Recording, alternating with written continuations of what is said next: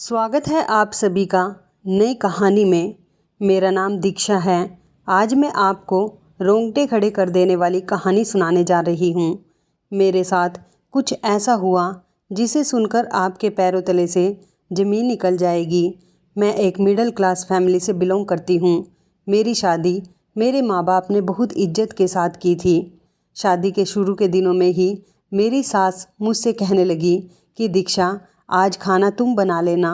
और फिर जब वापस मैं अपने कमरे में गई तो मेरे पति ने भी यही कहा कि आज खाना तुम बना देना।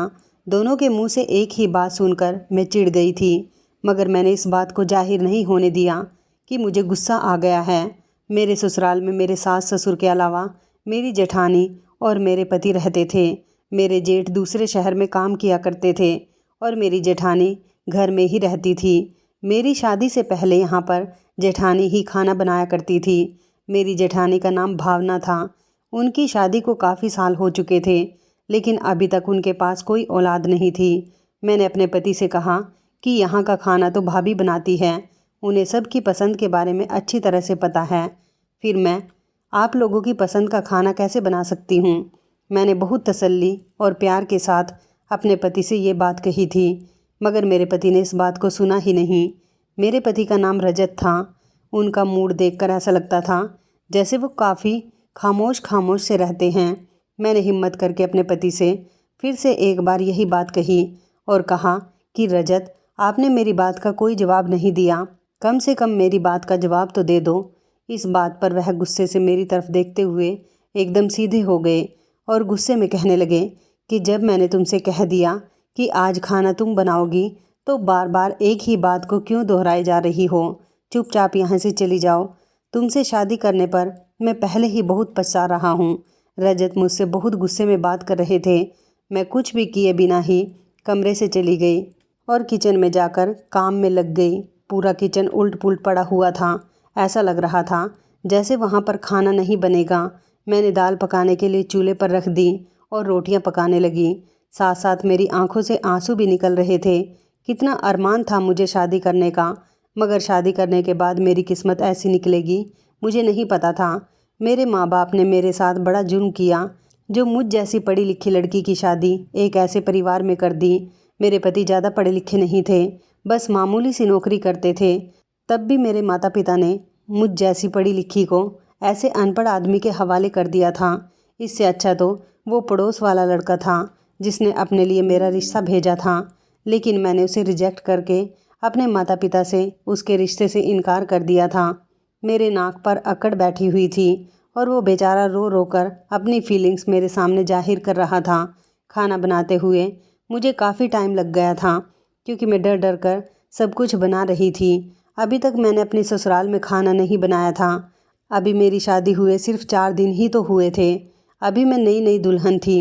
खाना बनाकर जैसे ही मैं बाहर निकली तो मैं जेठानी को ढूंढने लगी, लेकिन पूरे घर में वो मुझे कहीं पर भी दिखाई नहीं दे रही थी।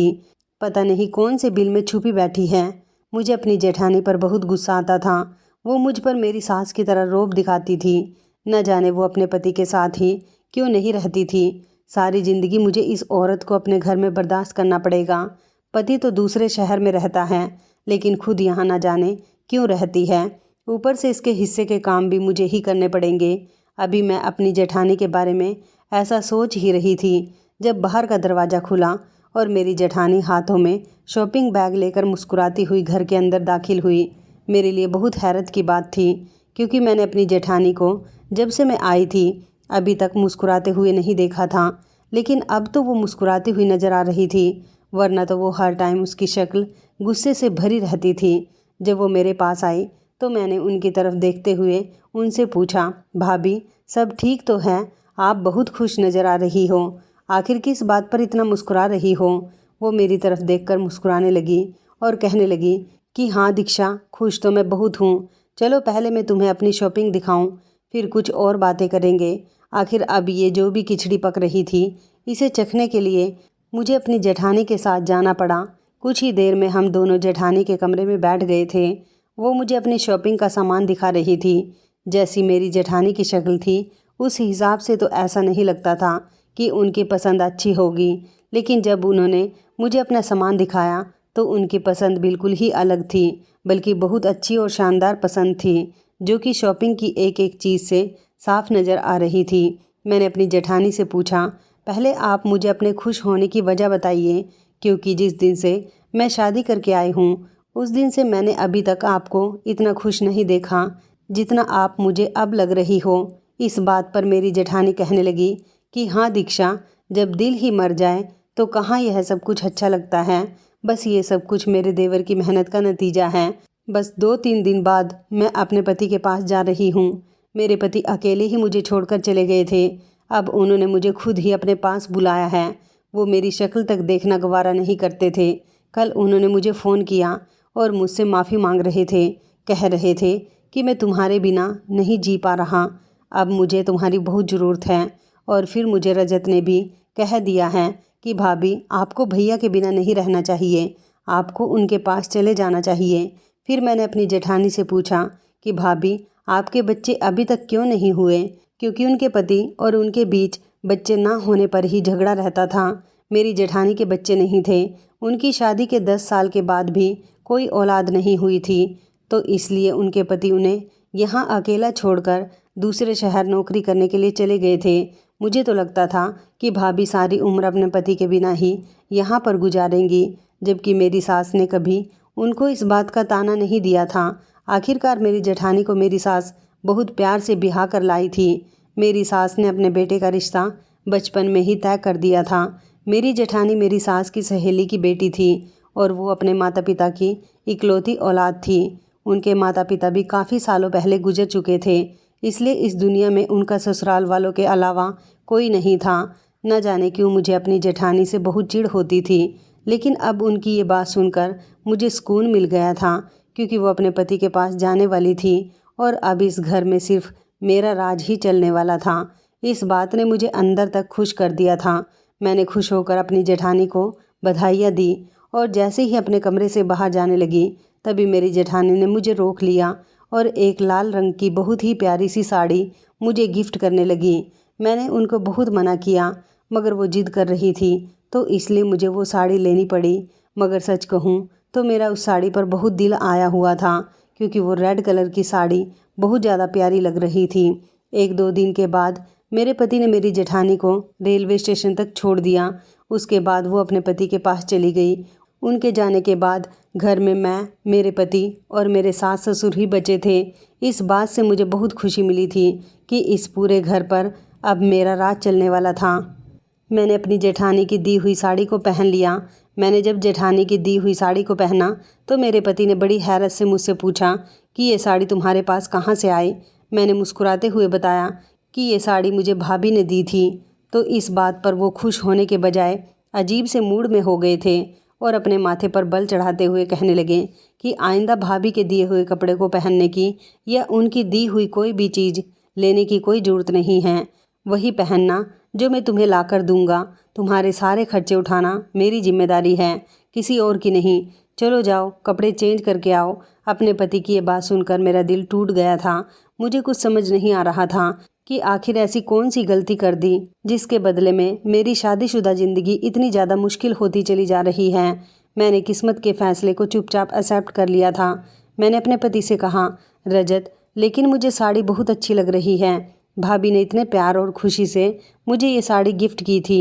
मेरे ऐसा कहने पर पहले तो रजत गुस्सा करने लगे, फिर उसके बाद अपने गुस्से पर कंट्रोल करते हुए मुझे प्यार से अपने करीब बैठा लिया था और कहने लगे कि देखो, जिस बात को मैं एक बार मना कर दूं तो उस बात की ज़्यादा जिद मत किया करो, बुरा लगता है और गुस्सा भी आता है। मैंने भी ये कहते हुए सर हिला दिया। तो वो मुझसे कहने लगे कि अब ये कपड़े चेंज कर लो। मैं तुमसे वादा करता हूँ, मैं कल खुद तुम्हारे लिए इससे भी अच्छी साड़ी लेकर आ जाऊँगा और अब ये साड़ी उतार कर मुझे दे दो। अगर वो गुस्से से कहते तो शायद हम दोनों की बहस हो जाती, मगर जब रजत ने मुझसे प्यार से बात की तो मैं भी आराम से उठकर कपड़े चेंज करने चली गई थी। कुछ देर बाद मैंने वो रेड वाली साड़ी पॉली में करके अपने पति को दे दी थी। रजत ने चुपचाप पॉली अपने पास रख ली थी।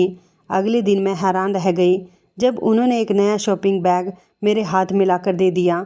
मैंने उस बैग को खोल कर देखा तो उसके अंदर एक नई साड़ी थी, मगर उस साड़ी को देखकर मेरा मूड ख़राब हो गया था, क्योंकि वो साड़ी बहुत चमकीली और भड़कीली थी।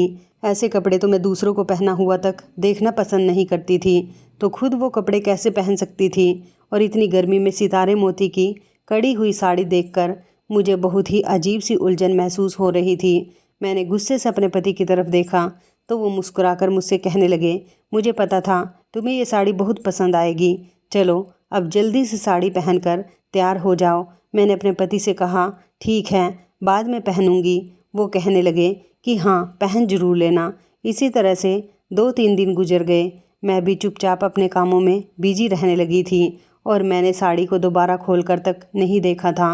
रजत मुझसे कहने लगे, मैं तुम्हारे लिए वह साड़ी कितने शौक़ से लाया था। मैंने अपने पति से बहाना बना लिया कि अभी उस साड़ी पर फॉल लगनी है। मेरे सर में बहुत दर्द हो रहा है, इसलिए मैं उसकी फॉल नहीं लगा पा रही। रजत ने चुपचाप उस साड़ी के बैग को अलमारी से निकाल लिया और घर से चले गए। उनके जाने के बाद मैं परेशान हो गई थी कि कहीं वो मुझसे नाराज़ नहीं हो गए हों। आखिर मैं पछतावा कर रही थी कि अगर मैं साड़ी पहन ही लेती तो क्या हो जाता। वैसे भी घर में कौन सा किसी ने देखनी है, बस पति का दिल बहल जाता। मगर मैं अब कुछ नहीं कर सकती थी। अब मैं खुद को कोस रही थी। रात को जब मेरे पति घर आए तो फिर उन्हीं के इंतज़ार में जाग रही थी कि मेरी वजह से बेचारे इतने दुखी हो गए थे। मगर मैं हैरान तब हुई जब रजत ने शॉपिंग बैग मुझे दिया और मुझसे कहने लगे कि इस बैग को खोल कर देखो। मैंने जैसे ही शॉपिंग बैग को खोल कर देखा तो उसके अंदर वही साड़ी थी जो दोपहर में मेरे पति घर से ले गए थे। वो मुझे कहने लगे कि देखो, अब मैं तुम्हारे लिए साड़ी को बिल्कुल रेडी करवा कर लेकर आया हूँ। अब तुम इस साड़ी को आराम से पहन सकती हो। मेरे दिल में और चमकीली भड़कीली साड़ी को पहनने का गम बिल्कुल ख़त्म हो गया था, क्योंकि मेरे पति मुझसे इतना प्यार करते थे। उन्होंने मेरी मोहब्बत में फ़ौरन ही उस साड़ी को तैयार करवा दिया और इसी मोहब्बत के खातिर मेरे पति मेरे लिए साड़ी लेकर आए और उसको तैयार भी करवा दिया। मैं मुस्कुरा दी और फिर मैंने रजत से कहा कि कल नहाकर पक्का पहन लूँगी। अरे कल नहीं, बल्कि संडे के दिन पहन लूँगी, क्योंकि संडे के दिन आपकी भी छुट्टी होती है। मगर रजत कहने लगे कि नए कपड़े पहनने में देर नहीं करनी चाहिए, बस तुम कल ही मुझे साड़ी पहन कर दिखाना और अब मैं तुम्हारा कोई बहाना नहीं सुनूंगा। मैं अपने पति की बात को मान गई थी और अगले ही दिन सुबह सवेरे नहाकर मैं चमकीली साड़ी पहनकर तैयार हो गई थी। मुझे इंतज़ार था कि कब मेरा पति मुझे देखकर मेरी तारीफ़ करेगा, मगर ऐसा बिल्कुल भी नहीं हुआ। उन्होंने मेरी तारीफ़ करना तो दूर की बात, एक नज़र भरकर मुझे देखा तक नहीं था। मैं हैरत में आ गई थी। भला ऐसे कैसे हो सकता है जो इंसान इतनी चाहत से कपड़े लाए और उन कपड़ों को पहनने की जिद करे और बाद में वो उसे नज़र उठाकर तक नहीं देखे। मैंने सारा दिन ये बात बर्दाश्त की, मगर फिर जब मेरे पति ने मुझे कोई जवाब नहीं दिया तो मैं खुद ही उनके सामने जाकर खड़ी हो गई थी और पूछा कि मैं कैसी लग रही हूँ इस नई साड़ी में। मेरी बात पर वो एक नज़र देखकर कहने लगे कि हाँ, अच्छी लग रही हो। ऐसा लग रहा था जैसे उनका मुझ में कोई इंटरेस्ट नहीं है। मेरा तो दिल ही टूट गया था। मैं बड़ी मुश्किल से खुद पर काबू करते हुए अपने कमरे में आकर लेट गई थी। मुझे रो रो कर शादी से पहले वाली अपनी ज़िंदगी याद आ रही थी, जहाँ पर मुझे इस तरह की कोई भी परेशानी नहीं थी। वहाँ सिर्फ मेरे कुछ हसीन सपने थे, मगर मैं नहीं जानती थी इन सपनों की हकीकत रजत जैसी होगी। मेरे माता पिता ने हमेशा ही मुझे सहारा दिया था। मेरे पिता एक कंपनी में काम किया करते थे और मैं उनकी इकलौती बेटी थी, तो खर्च की इतनी परेशानी नहीं थी। मेरे पिता की आमदनी भी बहुत अच्छी थी, तो इसलिए मेरे पिताजी ने हमेशा ही मुझे इंग्लिश मीडियम स्कूल में पढ़ाया था। अगर मैं उन्हें कहती कि मुझे किसी दूसरे स्कूल में एडमिशन करवा दो तो वो दोनों फ़ौरन ही मेरी बात मान जाते थे। अच्छे स्कूल में पढ़ने के बाद उन्होंने मुझे अच्छे कॉलेज में भी एडमिशन दिलवाया था और फिर बाद में अच्छी यूनिवर्सिटी में मैंने फ़ैशन डिज़ाइनिंग का कोर्स किया हुआ था, तो इसलिए मुझे दुनिया के हर फैशन का एक्सपीरियंस अच्छी तरह से था। मैं अगर साड़ी भी पहनती थी तो बहुत स्टाइल के साथ पहनती थी, मगर मैंने कभी हद से बढ़कर फ़ैशन नहीं किया था। वहीं मेरी यूनिवर्सिटी में एक लड़का मुझे बहुत पसंद करता था। वो मेरे पड़ोस में ही रहता था और मेरी ही यूनिवर्सिटी में पढ़ाई करता था। मैं उसे बिल्कुल पसंद नहीं करती थी, लेकिन वो बेचारा हमेशा अपने प्यार का इजहार करता रहता था। मैं उसके सामने हमेशा नखरे दिखाती रहती थी। उसने मुझे कई बार प्रपोज किया, मगर मैं हमेशा ही उसे डांट दिया करती थी। यहाँ तक कि उस लड़के ने मेरे लिए रिश्ता भी भेजा था। जब उसने मेरे लिए रिश्ता भेजा था तो मुझे इस बात का पूरा यकीन था कि मेरे पिता इस रिश्ते के लिए फ़ौरन ही मान जाएंगे। मेरे पिता ने उस लड़के के रिश्ते पर ज़्यादा ध्यान ही नहीं दिया था और ना ही मुझसे उसके बारे में कुछ पूछा था। मैं बहुत बेचैन हो रही थी कि मेरे पिता ने क्यों अभी तक जवाब नहीं दिया। फिर बाद में मैंने खुद ही पूछ लिया था कि पड़ोस में रहने वाले शर्मा अंकल का बेटा, उसने मेरे लिए रिश्ता भेजा था। फिर क्या सोचा आपने उसके बारे में? मेरे पिता ने मुझे ऐसी नज़र से देखा कि मुझे शर्मिंदगी होने लगी और मुझसे कहने लगे कि क्या तुम्हारे कहने पर उस लड़के ने रिश्ता घर भेजा था? पिताजी की एक बात ने मुझे अंदर से घायल कर दिया था। ऐसा कुछ नहीं था, लेकिन मेरे माता पिता मुझे गलत समझ रहे थे। इस बात ने मेरे माता पिता के सामने मेरी इमेज खराब कर दी थी। मैंने इनकार कर दिया और कहा कि नहीं पिताजी, मुझे उससे ऐसी कोई उम्मीद नहीं थी। वो मुझसे शादी करना चाहता है, वो ऐसा कह रहा था, तो बस मैंने उसे कह दिया कि अगर हिम्मत है तो मेरे घर रिश्ता भेज कर दिखाओ। इसलिए उसने हमारे घर रिश्ता भेज दिया। ये बात सुनकर मेरे पिताजी के चेहरे के एक्सप्रेशन बदल गए थे। मेरे पिताजी ने मेरे सर पर प्यार से हाथ रखा और कहने लगे कि मुझे पता था मेरी बेटी कभी भी ऐसा नहीं कर सकती। वो तो अपने माँ बाप की इज्जत का हमेशा ख्याल रखती है। चलो जवाब दे देंगे। जो भी हुआ, फ़िलहाल मुझे सोचने के लिए टाइम चाहिए। मैं खामोशी से वहाँ से उठकर आ गई थी, मगर मेरे दिल में यही ख्याल चल रहा था कि वो बेचारा मेरे लिए कितनी मशक्क़त कर रहा है। अब अगर मेरे माता पिता मान जाएंगे तो मैं उससे शादी कर लूँगी। भले ही मैं उसे पसंद नहीं करती थी, लेकिन मुझे उसकी हिम्मत बहुत पसंद आई थी कि उसने मेरे एक बार के चैलेंज देने पर ही मेरे घर रिश्ता भेज दिया था। इसका मतलब वो मेरे लिए कुछ भी कर सकता था। अगले दिन उस लड़के ने मुझे बताया कि तुम्हारे पेरेंट्स हम दोनों की शादी के लिए राज़ी होते हुए लग रहे हैं। देख लेना, वो दोनों जल्दी हमारी शादी के लिए मान जाएंगे। मैं तो वैसे भी अपनी पढ़ाई में बिजी थी, इसलिए मुझे उस पर कम ही ध्यान था। एक दिन वो मेरे पास आया और मुझसे कहने लगा, क्या हुआ, तुम्हारे पेरेंट्स ने हमारे रिश्ते के बारे में क्या सोचा? मैंने उसे उलझन में डाल दिया और कहा कि देखो, अब तुम्हारी किस्मत शायद चमक ही जाए। ये सुनते ही वो बहुत खुश हो गया था और वो ज़ोर ज़ोर से हंसने लगा और मैं शर्माती हुई इसके पास से चली गई थी। वो पूरा दिन मेरा बहुत अच्छा गुजरा था, मगर जब घर पहुंची तो मेरी सारी कोशिश बेकार रह गई थी। मेरी माँ ने मुझे बताया कि मेरे पिता अपने दोस्त के घर गए हुए हैं, जबकि मैं चाहती थी कि मेरे पिताजी जल्द से जल्द उस रिश्ते के लिए हाँ कर दें। पिताजी शाम के टाइम जब अपने दोस्त के घर से वापस आए तो वापसी पर उनके साथ एक और आदमी और उनका बेटा भी था। पिताजी ने हम दोनों माँ बेटी को उनसे मिलवाने के बाद माँ से कुछ अकेले में बात करने के लिए चले गए। मैंने देखा कि मेरी माँ और पिताजी आपस में कुछ बातें कर रहे थे, लेकिन मेरी माँ इनकार करते हुए बार बार अपना सिर हिलाए जा रही थी, जैसे वो किसी बात के लिए मना कर रही हो। और कुछ देर के बाद जब उन दोनों की बात पूरी हो गई तो मेरे पिताजी ने मुझे अकेले में बात करने के लिए बुलाया और मुझसे पूछा कि दीक्षा बेटी, अगर मैं तुम्हारी ज़िंदगी का कोई फ़ैसला करूँगा तो वो तुम्हें स्वीकार करना पड़ेगा।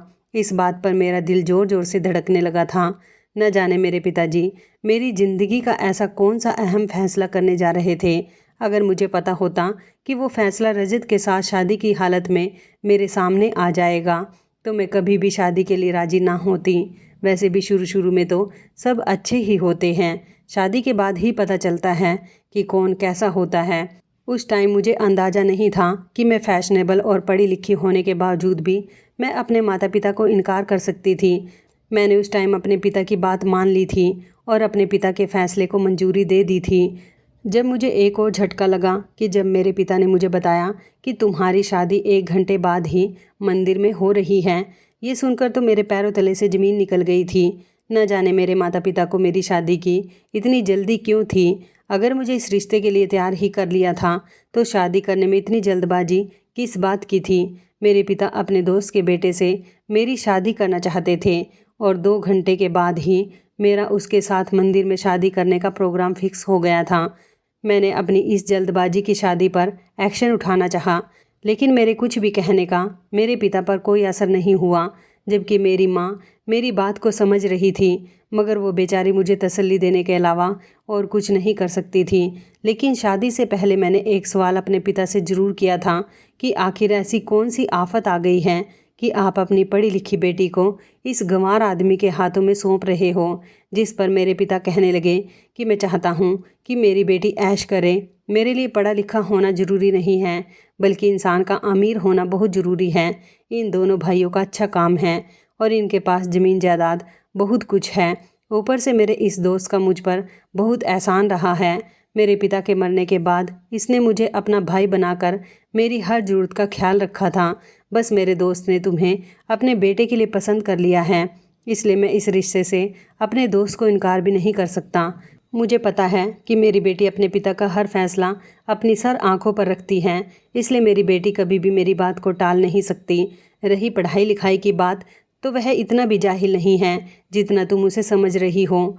बाकी अब यही तुम्हारा भाग्य है बेटी, जितना जल्दी हो सके इसे एक्सेप्ट कर लो। मैं इतनी ज़्यादा हैरान थी कि चाह कर भी कुछ नहीं कर सकती थी। मैंने पापा से कहा कि आपने मेरे साथ अच्छा नहीं किया, बस अब क्योंकि 2 घंटे बाद मेरी शादी होने वाली थी, इसलिए बहस करना फिजूल था। शादी के बाद मेरे पिता ने मुझे मेरी ससुराल विदा करके भेज दिया। उस टाइम मेरी माँ ने मुझे समझाया था कि दीक्षा, अब जो कुछ भी हो चुका है उसे एक्सेप्ट कर लो। अब बेवजह की जिद मत करना और हमेशा अपने पति का ख्याल रखना। ससुराल में जाकर मुझे कोई बात सुनने को ना मिले। अपने पति से कभी भी नफरत मत करना। घर एक बार बसाया जाता है, बार बार नहीं बसाया जाता। ये तो मुझे भी पता था कि अब जो हो चुका है वो मुझे एक्सेप्ट करना ही पड़ेगा। रही बात उस लड़के की, तो मैंने कभी भी अपनी तरफ से उसे कोई उम्मीद नहीं दिलाई थी। वो जो कर रहा था अपनी तरफ से कर रहा था। मैंने उसके प्रपोजल को एक्सेप्ट भी नहीं किया था। हाँ, बस उसे इतना ज़रूर कह दिया था कि अगर हिम्मत है तो मेरे घर रिश्ता भेज कर दिखाओ, क्योंकि मेरे पास इन फालतू बातों का टाइम नहीं था कि मैं उससे फ़ोन पर बातें करूं और कभी कभी मिलने जाया करूं। मुझे लगा था कि उस लड़के की तरह मेरा पति हमेशा मेरी कद्र करेगा। ये सब मेरे लिए जितना आसान लग रहा था उतना ही मुश्किल था। मेरा पति मुझे शादी करके अपने घर ज़रूर ले आया था, लेकिन वो बहुत ही एहसान फरामोश था। सारा दिन अपने कामों में बिजी रहता था और अगर कोई काम की बात होती तो कर लिया करता था। मेरी सास तो अच्छी औरत थी, वो मेरा बहुत ख्याल रखती थी और अक्सर रजत को भी डांट देती थी कि तुम अपनी पत्नी को बाहर घुमाने नहीं लेकर जाते, उससे बातें नहीं करते। और सास के अलावा घर में जेठानी भी थी, वो भी बस मेरे साथ ठीक ठाक ही थी। मतलब ससुराल तो मुझे अच्छा मिला था, मगर पति ही ऐसा मिला था जिसके पास हर काम के लिए टाइम होता था। उसके पास सिर्फ मेरे लिए ही टाइम नहीं होता था। शादी के पहले ही दिन से ही मेरे पति ने मुझसे कह दिया था कि मेरी भाभी और माँ का तुम्हें बहुत ख्याल रखना है और मैं अपनी भाभी की अपनी माँ की तरह इज्जत करता हूँ, तो इसलिए मैं उन्हें अपनी माँ ही समझता हूँ। और अगर जिस दिन तुमने मेरी भाभी के साथ किसी भी तरह की कोई बदतमीजी करने की कोशिश की तो वो दिन तुम्हारा इस घर में आखिरी दिन होगा। और वैसे भी कुछ दिन के बाद भाभी भैया के पास जाने वाली है, इसलिए तुम उनके साथ इज्जत से पेश आना। उसी दिन से मेरे दिल में मेरी जेठानी के लिए दरार पैदा हो गई थी और मैंने सोचा कि जिस औरत का पति उससे इतने सालों से दूर रहा है, तो वो अब क्यों अपनी पत्नी को अपने पास बुलाएगा।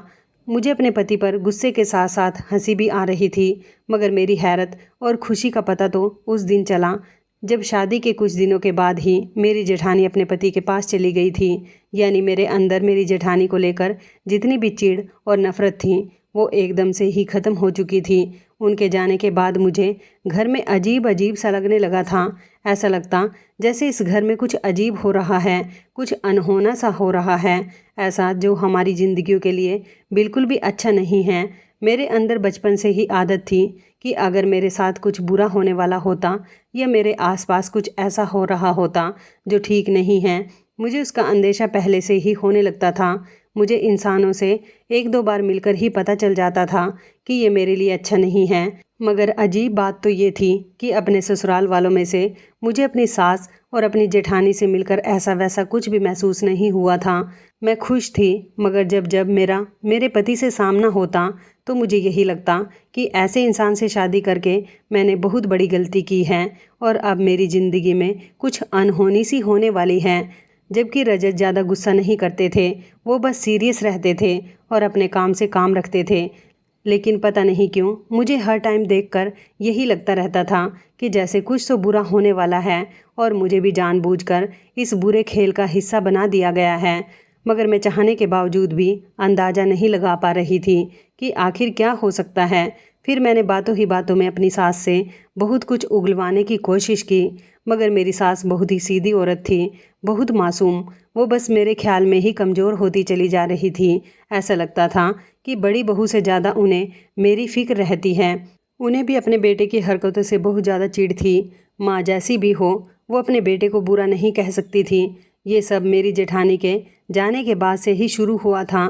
जब से वो इस घर से गई थी, मेरा दिल चाहता था कि मैं भी इस घर से दूर भाग जाऊं, किसी वीराने में चली जाऊं, मगर ऐसा बिल्कुल भी मुमकिन नहीं था। माँ के कहने के मुताबिक मुझे यहीं पर रहना था, फिर चाहे कुछ भी होता। और अब जब रजत के कहने पर मैंने साड़ी पहनी और उन्होंने मुझे देखना तक पसंद नहीं किया, तो एकदम से मेरा दिल टूट गया। मुझे लगा था शायद रजत अब मुझ में इंटरेस्ट लेने लगे हैं, मगर ऐसा नहीं था। मैंने कमरे में आकर अपने कपड़े चेंज कर लिए थे, मगर रजत को इससे कोई फ़र्क नहीं पड़ा था। मैं भी सैड हो गई थी और मैंने समझौता कर लिया था कि यही अब मेरी ज़िंदगी है और मुझे इसी तरह से गुजारनी है। मगर हैरत की बात तो ये, क्योंकि अगले ही दिन मेरे पति फिर मेरे लिए नई साड़ी लेकर आए, जो कि पहले की जैसी ही भड़कीली और चमकीली थी। मैंने हैरत से अपने पति से पूछा कि आप यह क्यों लेकर आए हो। वह कहने लगे, बस मेरा दिल करता है कि अपनी पत्नी को सजा संवरा देखूं। मैंने अपने पति से उन्हीं की शिकायत की कि पहले भी जब मैंने आपके कहने पर नई साड़ी पहनी थी, तो आपने मुझे देखना तक पसंद नहीं किया था। फिर अब क्या हुआ। इस पर वो मुस्कुराते हुए कहने लगे कि वैसे ही तंग कर रहा था तुम्हें, चलो कल अच्छी तरह से तैयार रहना। मैं भी खुश हो गई थी और दूसरे दिन फ्रेश होकर नई साड़ी पहन ली। पिछली बार की तरह इस बार भी मैं दिल लगाकर तैयार हुई थी, मगर जब कपड़े पहने तो उनमें से न जाने किस तरह की गंदी गंदी बदबू आ रही थी। मैंने कपड़ों को गौर से देखा तो ऐसा लग रहा था जैसे वो किसी के उतरन थे। मुझे उस साड़ी से बहुत घिन महसूस हो रही थी। मैंने अपने पति से कहा कि ये कैसे कपड़े उठाकर लाए हो, तो मेरे पति हिचकिचाते हुए मुझसे कहने लगे कि ये साड़ी मैं किसी बड़े मॉल से नहीं बल्कि एक छोटी सी दुकान से ही लेकर आया हूँ। दुकान पर तो ऐसे ही कपड़े मिलते हैं, और ये जो तुम बदबू की बात कर रही हो सकता है तुम्हें वो बदबू कहीं और से आ रही हो। मेरे पति ने मुझे तसल्ली दी, मगर मैं बिल्कुल भी उनकी बात समझने के लिए तैयार नहीं थी। रजत कहने लगे कि क्या तुम मेरी ख्वाहिश पूरी नहीं कर सकती हो। मैंने चुपचाप वो साड़ी पहन ली। इस बार रजत ने मेरी तारीफ भी की। मुझे बिल्कुल भी अच्छा नहीं लग रहा था। बार बार इस साड़ी से मुझे इरिटेशन फील हो रही थी। हर संडे मेरा पति ऐसे ही करने लगा था, और हर संडे के दिन वो मुझे चमकीली साड़ी लाकर देते थे और उसको पहनने के लिए कहते थे, जो मुझे पहननी पड़ती थी। अपने पति के कहने के खातिर मुझे हर वो काम करना पड़ता था जो मेरे पति मुझसे कहते थे। लेकिन एक दिन कुछ अजीब सा हुआ। मेरे पति ने मुझे एक बहुत खूबसूरत लहंगा लाकर दिया। ये लहंगा भी बहुत चमकीला था और उन साड़ियों से बिल्कुल अलग था जो वो लेकर आते थे। मेरे पति ने मुझसे कहा कि हर हाल में तुम्हें ये लहंगा पहनना ही पहनना है। मैंने उनसे हैरानी से पूछा कि आखिर ऐसा क्यों। मैंने अपने पति से कहा कि साड़ी पहनना एक अलग बात है, लेकिन ये लहंगा मैं बेवजह ऐसे घर में नहीं पहन सकती। किसी अच्छे मौके पर मैं लहंगा पहनूंगी। मगर मेरे पति कहने लगे, तुम बिन मौके के नहीं पहन सकती, लेकिन मेरी खातिर कल तुम्हें पहनना ही पड़ेगा। बस कल वादा करो कि तुम ये लहंगा पहनोगी, फिर मैं तुम्हें एक बात बताऊंगा। मेरे पति ने मुझे उलझन में डाल दिया था। मैंने अपने पति से वादा कर लिया कि चाहे कुछ भी हो जाए, मैं हर हाल में कल यही लहंगा पहनूंगी। उसके बाद मेरे पति अफसोस में आकर कहने लगे कि दीक्षा, मुझे माफ़ कर देना। आज तक मैंने तुम्हारे साथ जो कुछ भी किया, मैंने तुम्हारे साथ बहुत गलत किया है। मैंने अपने पति से कहा कि आप ये क्या कह रहे हैं। रजत कहने लगे, क्योंकि कल मैं मर जाऊंगा, इसलिए तुम्हारी तरफ से मुझे बहुत अफसोस हो रहा है और मैं तुमसे पहले ही माफ़ी मांग कर जाना चाहता हूँ। मुझे लगा मेरे पति मजाक कर रहे हैं। आखिर ऐसा कैसे हो सकता है कि अपनी मौत के बारे में इंसान को पहले ही पता चल जाए। मैंने अपने पति से कहा कि आप मजाक तो अच्छा कर लिया करो, और ये कहकर मैं वहाँ से चली गई थी। एक तरह से मैंने अपने पति के सामने अपनी नाराज़गी को इजहार भी कर दिया था। उसके थोड़ी देर के बाद मेरे पति ने ना मुझे बुलाया और ना ही मुझे मनाने की कोशिश की। गुस्से में मैं भी अपने कमरे में लेटी हुई रोती रही और ना जाने कब रोते रोते मैं सो गई। मुझे पता ही नहीं चला, मगर मेरी जेठानी की आवाज़ से मेरी आँख खुल गई। मैंने देखा कि मेरी जेठानी और मेरी ननद आपस में खड़ी हुई गले मिलकर खूब ज़ोर ज़ोर से रो रही हैं। और जब मैंने अपने पति की तरफ देखा तो वो ना जाने रात के किस टाइम पर इस दुनिया को छोड़कर जा चुके थे। यह देखकर मेरे पैरों तले से ज़मीन निकल गई थी और मैं खुद पर काबू नहीं रख पाई। बेशक मुझे अपने पति से मोहब्बत नहीं थी, मगर वो मेरे पति थे, मेरे हमसफ़र थे, जिनके घर में मुझे सहारा मिला था। ऊपर से रात को उन्होंने मुझसे जो कुछ भी कहा था वो दोबारा से मेरे दिमाग में आने लगा था। आखिर ऐसे कैसे कोई मर सकता है जिसे पहले से ही अपनी मौत के बारे में पता हो। बस यही बात बार बार मेरे दिमाग में घूम रही थी और मैं चाह कर भी इस बात को अपने दिमाग से नहीं निकाल पा रही थी। इस तरह मेरे दिमाग में मेरे पति की आखिरी ख्वाहिश आई तो मैंने वही लहंगा पहन लिया और दुल्हन बनकर तैयार हो गई। मगर मेरे दुल्हन बनने की देर थी कि औरतों ने मुझे ताने मारना शुरू कर दिया था। मेरे पति की मौत की आवाज़ सुनकर घर में सारे लोग इकट्ठे हो गए थे और अपने पति की अर्थी के सामने मैं दुल्हन बनी बैठी थी। मेरी सास और जेठानी भी मुझे बहुत बुरा भला कह रही थी, मुझे कोस रही थी। उन दोनों ने मुझे घर से निकाल दिया। मेरी जेठानी मुझसे कहने लगी कि तुम यही चाहती थी कि मेरा देवर मर जाए और तुम्हें आज़ादी मिल जाए। देखो अब मेरा देवर मर गया है, अब तुम यहाँ क्यों बैठी हो, दुल्हन बनी हो, तुम बाहर जाकर अपने शौक़ पूरे करो। उनकी बातें सुनकर मैं हैरान रह गई थी और खामोशी से उनकी बातें सुन रही थी, मगर मेरे पास एक बात का भी जवाब नहीं था। मैं घर से निकल गई। जैसे ही घर से निकली और थोड़ी दूर जाकर मुझे अपने लहंगे में कुछ चुभता हुआ महसूस होने लगा था। मैंने जब देखा कि आखिर क्या चुभ रहा है तो मेरी जान निकल गई और वापस मैं पलटी ताकि जल्द से जल्द घर जाकर अपनी सास को अपनी जेठानी की हकीकत बता सकूं। तभी अचानक एक कार मेरे सामने आई और मुझे टक्कर मारकर चली गई, जिससे मैं ज़मीन पर पेट के बल गिर गई। सड़क के लोग ही मुझे उठाकर डॉक्टर के यहाँ ले गए थे। डॉक्टर ने जब मेरा चेकअप किया तो मुझे ज़्यादा चोट नहीं आई थी, मगर डॉक्टर ने खबर सुनाई जिसे सुनकर मेरी दुनिया ही बदल गई थी। डॉक्टर ने बताया कि मैं प्रेग्नेंट थी और गिरने की वजह से मेरे पेट में बुरी तरह से चोट लग गई, जिससे मेरा मिसकैरेज हो गया। लेकिन अभी इस टाइम पर रोने के बजाय मुझे घर जाकर अपनी जेठानी की हकीकत बतानी थी। जब मैं घर पहुंची तो मेरे पति की अर्थी को लोग उठा रहे थे। मैंने उन्हें मना कर दिया और अपनी जेठानी से कहा कि मेरे पति की जान तुम्हारी वजह से गई है। वो हैरानी से कहने लगी कि मुझ पर इतना बड़ा इल्ज़ाम क्यों लगा रही हो। फिर मैंने उनके सामने वो कागज़ निकाला जो लहंगे में खुफिया तौर पर छिपाया गया था। उस पर साफ लिखा हुआ था कि लहंगे पर काले जादू का इस्तेमाल किया जा रहा है। जिस लड़की को भी ये पहनाया जाएगा वो ये लहंगा ना पहने, क्योंकि इसको पहनने से उसकी प्रेगनेंसी ख़त्म हो सकती है। हम मजबूर हैं मगर खुफिया तौर पर इस लड़की की मदद कर रहे हैं।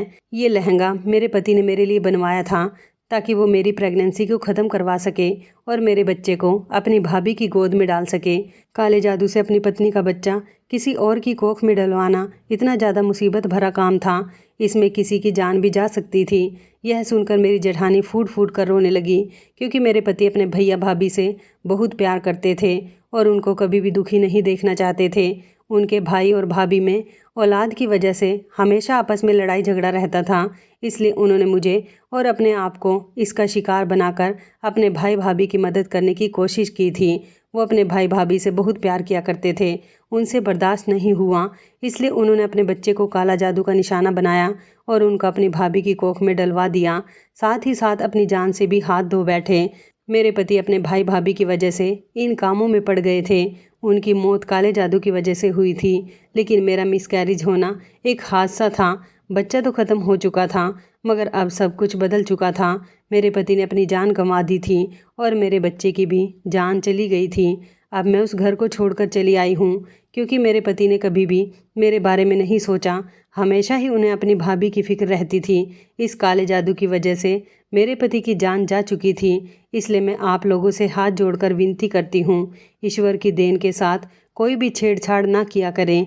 वो जो करता है टाइम पर करता है, समय पर किया हुआ काम हमेशा अच्छा रहता है। इसलिए अपनी तरफ से काले जादू जैसी चीज़ों का इस्तेमाल करके अपनी ज़िंदगी को दांव पर ना लगाएं। तो इस कहानी के बारे में आपकी क्या राय है, कमेंट करके ज़रूर बताइएगा। दोस्तों, आपको हमारी ये कहानी कैसी लगी, आप हमें कमेंट बॉक्स में ज़रूर बताएं। यदि आपके पास भी ऐसी कोई प्यारी सी कहानी है या फिर ऐसी कोई कहानी जिससे कुछ शिक्षा मिले, तो आप हमारे साथ उसको ज़रूर शेयर करें। दोस्तों, यदि आपको हमारी ये वीडियो अच्छी लगे तो आप हमारी इस वीडियो को लाइक शेयर ज़रूर करें और ऐसी ही दिल को छू लेने वाली प्रेरणादायक कहानियाँ सुनने के लिए हमारे चैनल को भी सब्सक्राइब करें। यदि आप हमें फेसबुक पर देख रहे हैं तो आप हमारे फेसबुक पेज को लाइक और फॉलो ज़रूर करें।